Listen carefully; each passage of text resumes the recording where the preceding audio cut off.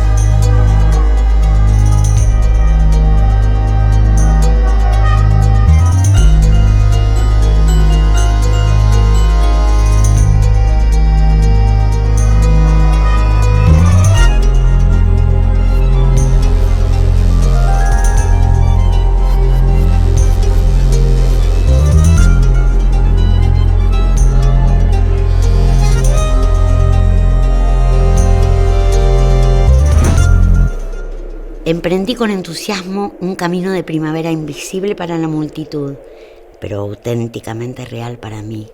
Trompetas de plata exaltaban mi gloria entre las murallas de la ciudad embadurnada groseramente, y las noches se me vestían en los ojos de un prodigio antiguo, por nadie bebido. Abultamiento de ramajes negros sobre un canto de luna amarilla trazaban en mi imaginación panoramas helénicos, y el susurro del viento entre las ramas se me figuraba el eco de bacantes que danzaran al son de sistros y laúdes. Aunque no lo crean, yo también he tenido 20 años soberbios, como los de un dios griego, y los inmortales no eran sombras doradas como lo son para el entendimiento del resto de los hombres, sino que habitaban un país próximo y reían con carcajadas enormes, y aunque no lo crean, yo los reverenciaba, teniendo que contenerme a veces para no lanzarme a la calle y gritar a los tenderos que medían su ganancia tras enjabelgados mostradores. ¡Mírenme, canallas! Yo también soy un dios rodeado por grandes nubes y arcadas de flores y trompetas de plata. Mis 20 años no eran deslustrados y feos. Mis 20 años prometían la gloria de una obra inmoral. Bastaba entonces mirar mis ojos lustrosos, el endurecimiento de mi frente, la voluntad de mi mentón, escuchar el timbre de mi risa, percibir el latido de mis venas para comprender que la vida desbordaba de mí, como de un cauce harto estrecho. El ingenio afluía a cada una de las frases que pronunciaba. Era mi carcaj de flechas y alegremente las disparaba en torno mío, creyendo que el arsenal sería inagotable. Por cierto, me encontraba en la edad en que la sonrisa de las mujeres no nos parece un regalo demasiado extraordinario para premiar la violencia de nuestros zafarranchos de combate. Y viví tan ardientemente durante tantos días y numerosas noches que cuando quise reparar cómo se produjo el desmoronamiento, retrocedí espantado. Una gotera invisible había cavado en mí una caverna ancha, vacía, oscura.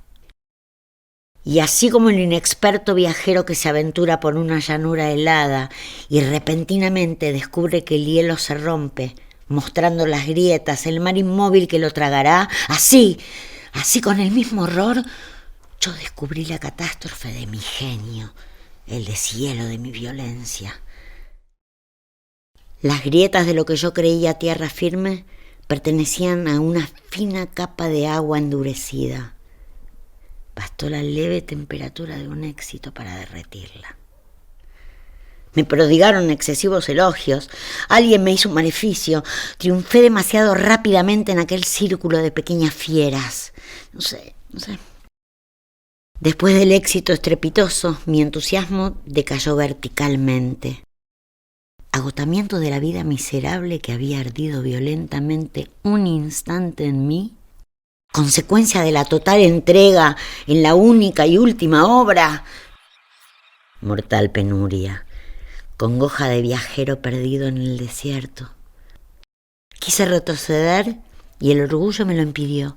Pretendí avanzar, pero la ciudad que antes dilataba ante mis ojos calles infinitas, cada una de las cuales conducía a una altísima metrópoli multicolor, de pronto se acható y entre sus murallas me sentí pequeño e irrisorio y envidié la dicha de los comerciantes que había despreciado y anhelé yo también sentarme a una mesa de madera y comer mi pan y mi sopa sin la amargura del fracaso ni el mal recuerdo del buen éxito.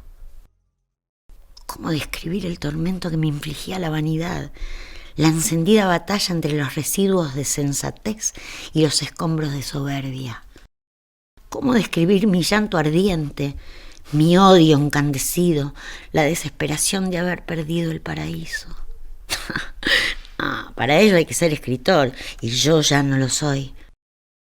Ven mi rostro sereno, mi sonrisa fría de hombre bien nacido, mi cordialidad cortante y medida como la vara de un tendero.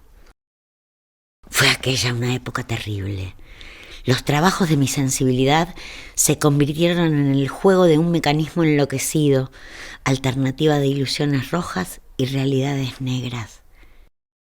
Por instantes no me quería convencer. Miraba hacia mi pasado, separado por el brevísimo intervalo de 2 años, y experimentaba el terror del hombre que ha vivido un siglo en plena esterilidad, sin escribir una línea. ¿Comprenden ustedes lo horrible de semejante situación? 2 años sin escribir nada. No inútilmente se finge el fantasma. Llega un día en que se termina por serlo.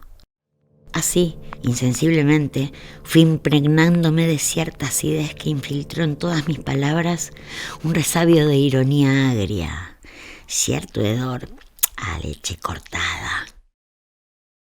La gente me huía instintivamente. Tuve renombre de cáustico, con esa malignidad en el movimiento de los ojos que hace tan repulsivos a los ratones. Descubría lo ridículo donde nadie lo sospechaba.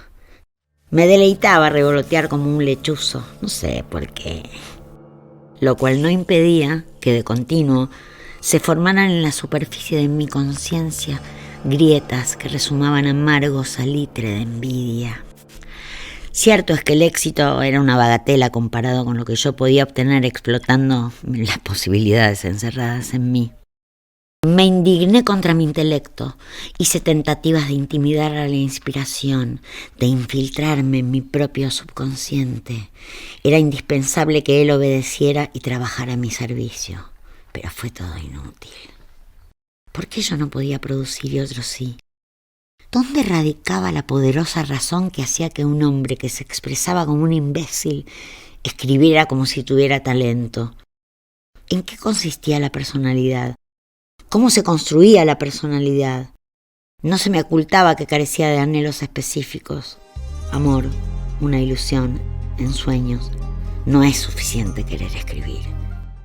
El fervor de mi juventud, y ya me sentía viejo, había sido sustituido por un bloque de indiferencia, dura como el granito, y sin embargo era joven, leía hermosos libros.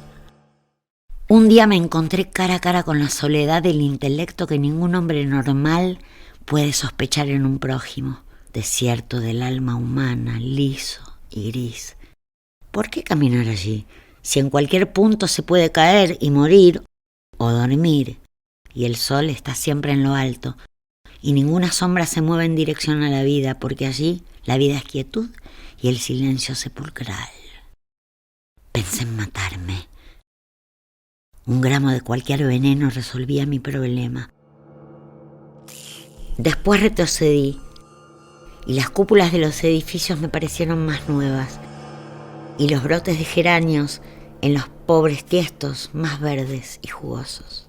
Pero la verdad es que estaba vacío, vacío como una naranja exprimida.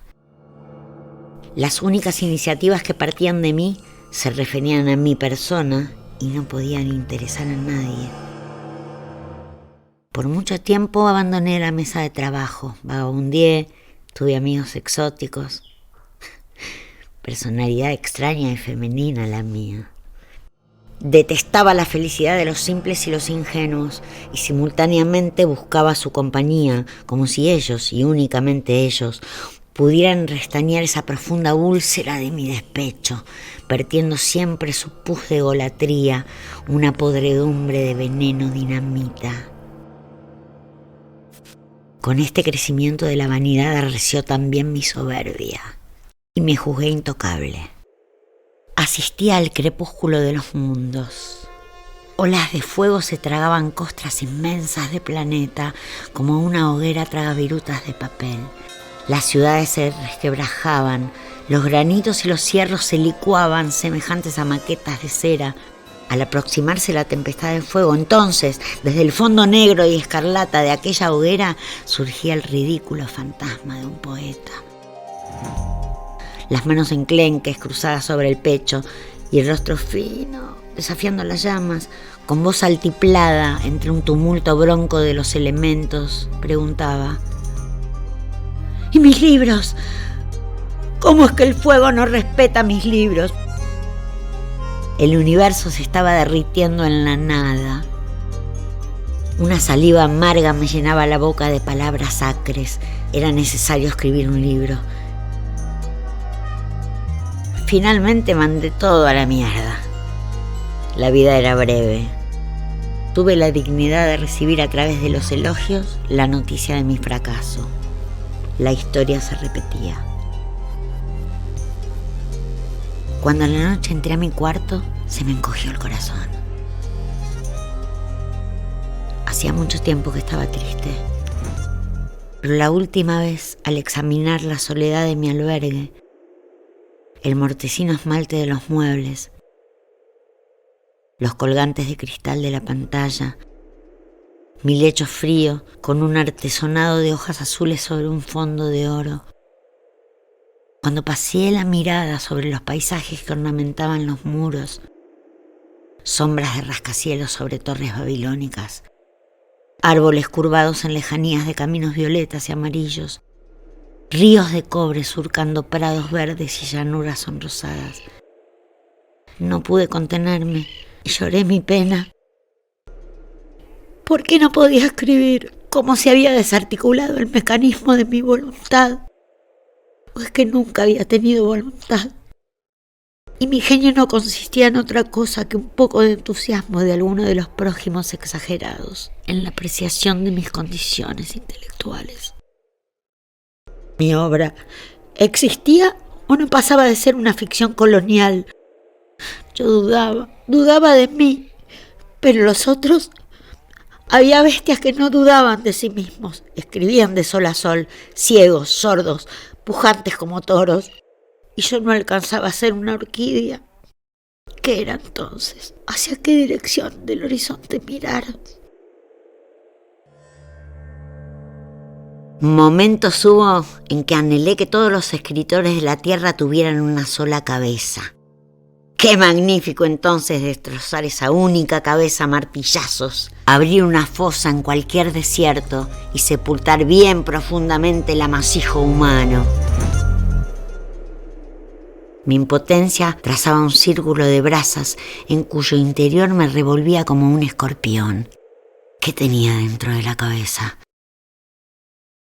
Cuánto he cavilado para asombrar a mis prójimos, buscando una fuente de la cual extraer recursos que, si no podían hermosear la vida de los hombres, al menos pudieran amargársela.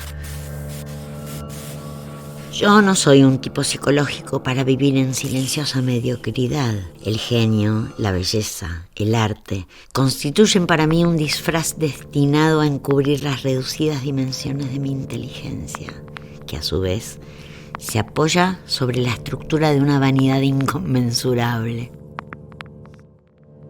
¿Acaso la tragedia de la vida no se reduce a aquella obra de arte que un día les prometí a mis semejantes y que no construí nunca? Así como el demente extrae de su locura los elementos que le hunden en el desconcierto de su propia vida, así yo extraía de mi imaginación el veneno que me amarillaba los ojos. No podía resignarme a ser una anónima partícula silenciosa que en la noche se sumerge en el sueño colectivo mientras los otros hombres trabajaban dichosos su hermosura a la luz de un infecto candil. Deseaba ser una voz en el corazón de ese silencio, una voz nítida, perfecta. Perfecta no, la más perfecta. Cuántas palabras inútiles y tristes. Cómo se encoge el alma frente a la miseria de la propia vida. Qué pobre es la palabra, qué pobre para expresar la angustia de adentro, lo baldío y tibio de la entraña que se traduce en pensamientos que si por si acaso tienen forma, nada tienen que ver con ella. Ya ven, no soy humanamente nada. Esa certidumbre me causa un desconsuelo profundo. Sé que no soy nada, pero no puedo resignarme a la evidencia. Hace tanto tiempo que estoy triste, que comprendo que aunque me quedara ciego llorando mi desventura, necesitaría los años de otra vida para llorar mi existencia desesperada y despedazada. Me convertí en crítico literario, un fin lógico por otra parte. Atraqué cruelmente, justamente, deliberadamente. Mi sensibilidad exasperada por el fracaso sintonizaba las fallas del arte ajeno con una aguda percepción. Nada conseguía agradarme. Como un vidrio sucio, empobrecía la claridad más radiante. Y si fuera mi única anomalía, apareció en mí el alma del inquisidor. Gozaba el libro que iba a despedazar. Muchos días antes de sentarme al escritorio, recuerdo que tomándolo entre las manos lo palpaba con una suavidad feroz. Leíalo despacio y por trocitos, con el sobresalto de quien comete un crimen lento y teme que haya alguien espiándole. Nada resultaba más agradable en mis oídos que escuchar el chasquido de mi propia risita seca, cuando imaginaba la habilidad con que iba a destrozar esa fábrica de palabras. Histérico como un pederasta, manoseé y critiqué con dureza a hombres que hubieran merecido mi debido respeto, si es que soy capaz de respetar algo. Cuando traté de localizar el paraje espiritual en que me había situado, me encontré sumado a una multitud de pequeños fracasados. La enfermedad, la pobreza, el crimen, el odio, la envidia, cada matiz de la desdicha, del vicio, del pecado, cristalizan involuntariamente en una francmasonería, cónclave o hermandad. Personalmente, el individuo ha muerto como promesa, de acuerdo, pero en cambio, inequívocamente resucita como fracasado. Y al resucitar como fracasado, tiene derecho al pan y a la sal que en el desierto de la literatura se le ofrece al viajero perdido. Me hice, o mejor dicho, el destino me hizo amigo de hombres que en otra época había despreciado profundamente. Me diferenciaba muy poco o nada de ellos. Era su prójimo. Si se reunían o constituían grupos armoniosos de fracasados, debía ser que la soledad les resultaba insoportable. Por otra parte, no tenían nada que hacer. Mis consideraciones acerca de sus personalidades resultan inútiles y estúpidas. Resulta entonces comprensible que estos sujetos no se afanaran por nada y prefirieran al trabajo horrible de escribir y pulir aquel otro más fácil de prodigarse jarabe de pico, o en su defecto, ir todos los días a una determinada hora a refugiarse en sótanos llamados, ignoro por qué motivo, agrupaciones de arte. En estos sótanos se refugiaban las tribus de pintores, escultores, poetas y literatos, y gente llegada recientemente de las ciudades del interior, que anhelaba ilustrarse y conocer de cerca el rostro del bicharraco llamado artista. Allí se bebía cerveza con cocaína. Allí se daban cachetadas los literatos y las escritoras, para afirmar su independencia, se arrojaban a la cara injurias de verduleras. Cuando llegaba a esta altura del razonamiento me decía: todas las edades de la tierra han producido un escritor que ha superado a su clase y de consiguiente ningún oído ha podido dejar de escucharle. Dormí una siesta de 7 meses y despaciosamente mi personalidad adquirió la clásica elasticidad del indiferente. Y así como aquel que recuerda tiempos de bienestar no puede sustraerse al orgullo que le causa la comodidad perdida y gozada, y en esta evocación se remoza su soberbia y acrecienta sus pretensiones, conformando a su estado de conciencia la actitud que presentará ante extraños, yo, como otros se pintan el cabello, teñí mi fracaso.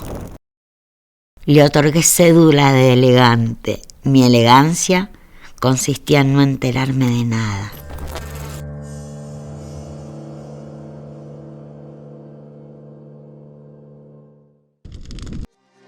Me desilusioné de los hombres quedándome otra vez completamente solo. Intenté por 100ª vez en mi vida trabajar, crear algo hermoso y permanente. Quería perturbar el alma de los seres humanos, hacerles sentirse mejores o peores. Pero mi esfuerzo se evaporó en el vacío. Me convencí que de día era imposible trabajar y obtener los beneficios de la inspiración y recurrí a los favores de la noche. Reparé que mi cuarto abundaba de libros, bonitos cuadros, y no sé por qué se me ocurrió que la inspiración, para manifestarse, necesita de la monástica soledad de una celda. Sustituí los vidrios de las ventanas por vitró.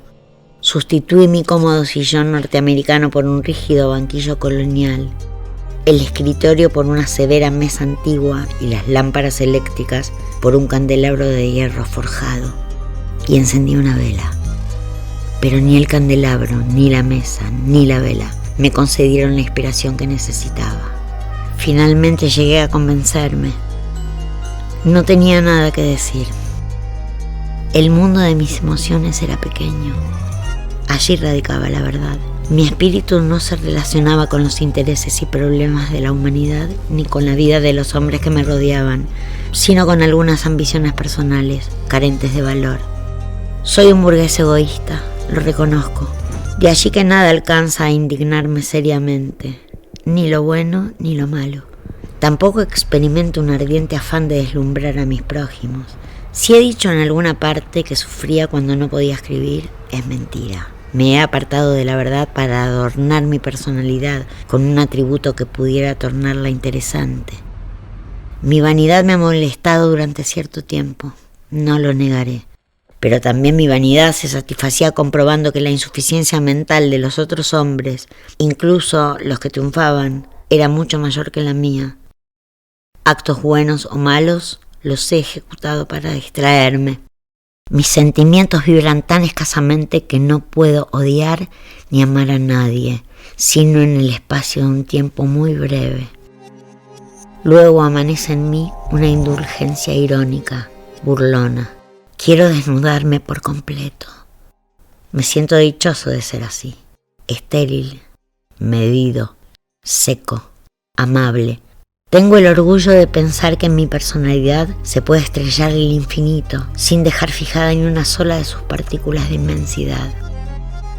A veces una ráfaga de rabia me enturbia las pupilas, luego me encojo de hombros, sustituyo el odio con la antipatía y la antipatía con la indiferencia. Tanto es así que he reemplazado mi indiferencia de no enterarme de nada por aquella indiferencia un poquito más sutil, política e irónica de elogiarlo todo, lo bueno y lo malo. Y así pasan los años. De mi ineptitud se desprende una filosofía implacable, serena, destructiva. ¿Para qué afanarse en estériles luchas si al final del camino se encuentra como todo premio un sepulcro profundo y una nada infinita? Y yo sé que tengo razón.